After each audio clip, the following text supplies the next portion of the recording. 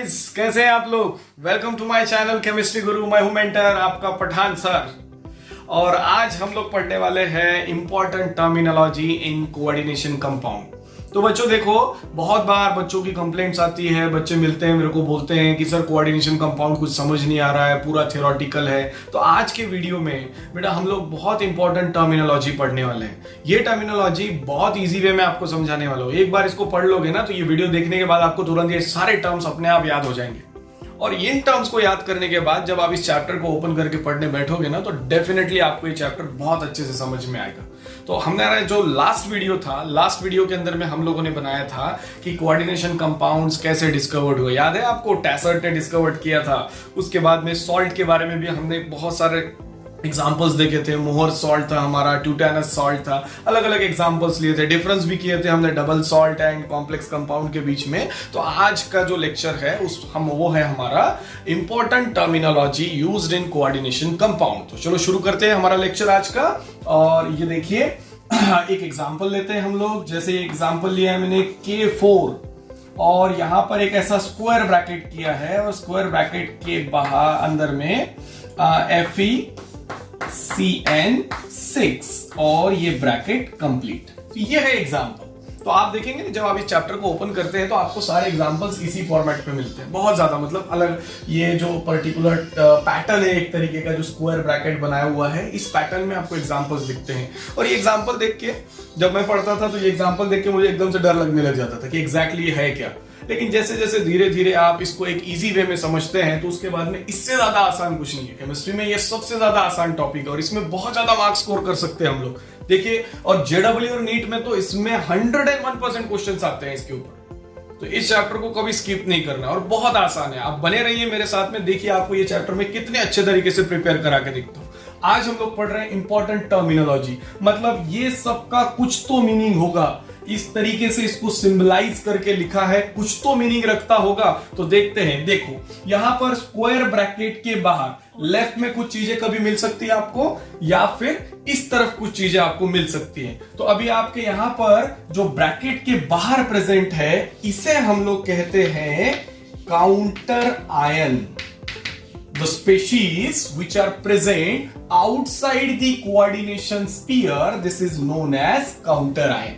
अब इसको एक नाम रख दिया कि जो बाहर प्रेजेंट होता है उसको क्या कहना चाहिए, काउंटर आयन। तो काउंटर आयन का काम क्या है, वो क्या होता है, तो यहां पर ध्यान दीजिए। इट मे बी पॉजिटिव और नेगेटिव।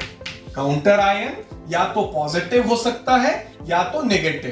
तो एक चीज ध्यान रखिए, अगर काउंटर आयन पॉजिटिव तो यार ध्यान में कर लेना है कि कॉम्प्लेक्स जो होगा वो नेगेटिव होगा। अगर काउंटर आयन नेगेटिव है तो कॉम्प्लेक्स आपका पॉजिटिव हो जाएगा। ये अपोजिट होता है। अपोजिट होता है इसका मतलब ये काम क्या करता है, it balance the charge on complex ion. ये जो इतना पार्ट है इसको आप कहते हैं कॉम्प्लेक्स आयन। इसके ऊपर के चार्ज को बैलेंस करता है आपका काउंटर आयन। तो ये काउंटर आयन एग्जैक्टली है क्या, तो ध्यान से समझिए। जो species outside the coordination sphere present होती है उसे हम कहेंगे counter ion. It may be positive, वो पॉजिटिव हो सकता है। जैसे अभी यहां पर देखिए इस एग्जांपल में पोटेशियम है, पोटेशियम इज इलेक्ट्रोपॉजिटिव, मतलब ये काउंटर आयन पॉजिटिव है। यहां पर अगर क्लोरीन होता तो क्लोरीन इज इलेक्ट्रोनेगेटिव, तो ये काउंटर आयन क्लोरीन जो होता तो क्लोरीन क्या होता, नेगेटिव होता। तो यहां पर पॉजिटिव काउंटर आयन है। Counter ion it may be positive और नेगेटिव। काम क्या करता है, balance the charge on the complex ion. आगे बढ़ते हैं। ये जो स्क्वायर ब्रैकेट है इसे यहां पर कहा जाता है कोऑर्डिनेशन स्फीयर। स्क्वायर ब्रैकेट को कहा जाएगा कोऑर्डिनेशन स्फीयर। अब इस स्क्वायर ब्रैकेट के अंदर में आप देखते हैं कि आपको एक स्पीशीज मिलती है। इसे आप जनरली, ये मेटल ही होते हैं, जनरली ये डी ब्लॉक से ही बिलोंग करेंगे। तो ये जो मेटल होते हैं इसको कहेंगे सेंट्रल मेटल आयन। अब यहां पर सेंट्रल मेटल आयन का वर्क क्या है, क्या काम करता है। Central metal ion it act as a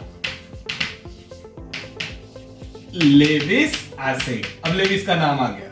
Levi's तो हम लोग पढ़ चुके हैं इक्विलिब्रियम में, मैं फिर से एक बार बताता हूं। दो टर्म होते हैं, एक लेविस एसिड होता है, एक लेविस बेस होता है। जो स्पीशीज इलेक्ट्रॉन डिफिशिएंट होते हैं, जो इलेक्ट्रॉन को एक्सेप्ट करते हैं, उनको हम कहते हैं लेविस एसिड, और जो स्पीशीज इलेक्ट्रॉन रिच होती है, जो इलेक्ट्रॉन को डोनेट करती है, उसे हम कहते हैं लेविस बेस। तो यहां पर देखिए मेटल, आयरन, आयरन मेटल है, मेटल है मतलब इलेक्ट्रॉन डिफिशिएंट है, और इलेक्ट्रॉन डिफिशिएंट है इसलिए आप इसे क्या कहेंगे, लेविस एसिड। तो this central metal ion it act as a Lewis acid. Now इसके बाद जो आपको इस ब्रैकेट में मिल रहा है, this is very very important for this chapter, ligand. Ligand देखिए, जो सेंट्रल मेटल आयन से स्पीशीज अटैच्ड होता है उसे आप कहते हैं लिगैंड। लिगैंड का वर्क क्या है, लिगैंड क्या होता है, इसके नेक्स्ट लेक्चर में मैं आपको बताने वाला हूं, लेकिन यहां पर हम थोड़ा सा एक प्रीव्यू ले लेते हैं। लिगैंड मतलब it act as a Lewis base.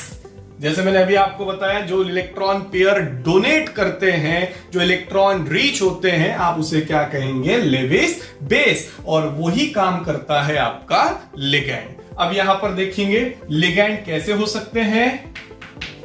It may be negative, neutral, और sometime it may be positive. Ligand आपका नेगेटिव चार्ज में भी हो सकता है, जैसे कि साइनाइड, साइनाइड नेगेटिव लिगैंड है। न्यूट्रल लिगैंड भी हो सकते हैं, आगे मैं टाइप्स ऑफ लिगैंड आपको बताने वाला हूं, उसमें आपको समझ में आएगा न्यूट्रल लिगैंड्स कैसे होते हैं, और पॉजिटिव लिगैंड। कुछ ही एग्जांपल है, 2-3 एग्जांपल मैं आपको बता दूंगा, उसको अच्छे से याद कर लेना है, वो है आपके पॉजिटिव लिगैंड। इसके बाद आप देखते हैं कि यहां पर एक नंबर लिखा हुआ है, इस नंबर को कहा जाता है coordination number, coordination number. And this is very very important, इसे बहुत आसानी से फाइंड आउट किया जा सकता है। What is coordination number? It is number of coordinate bond, number of coordinate bond मतलब लिगैंड मेटल के साथ कितने कोऑर्डिनेट बॉन्ड बनाता है, उस नंबर को आप कहते हैं कोऑर्डिनेशन नंबर। जैसे यहां पर आप देखते हैं, यहां पर लिखा हुआ है 6 है, इसका मतलब 6 साइनाइड ने आयरन के साथ 6 बॉन्ड बनाए। इट मींस दैट यहां पर आयरन का जो कोऑर्डिनेशन नंबर है, दिस इज 6। यहां कंफ्यूज नहीं होना है, बहुत बार स्टूडेंट जो है कंफ्यूज होता है ऑक्सीडेशन स्टेट में और कोऑर्डिनेशन नंबर में। तो यहां पर ध्यान रखिए, हम लोगों ने जो डेफिनेशन अभी आपको दिया है वो है, it is the number of coordinate bond form by the ligand with the metal, this is known as coordination number.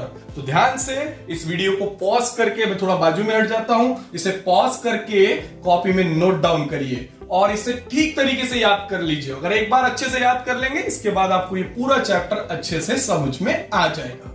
तो होप कि आप लोगों ने नोट कर लिया होगा, और यहां पर ये टॉपिक कंप्लीट होता है। अब अगले लेक्चर के अंदर में हम लोग पढ़ने वाले हैं टाइप्स ऑफ लिगैंड, और उससे पहले आप मेरे चैनल को सब्सक्राइब करना ना भूलिए, बेल आइकन को दबाइए, और मेरे लेटेस्ट वीडियोस के अपडेट आपको मिलते रहेंगे, और कमेंट सेक्शन में कमेंट लिखना मत भूलिए। Thank you so much.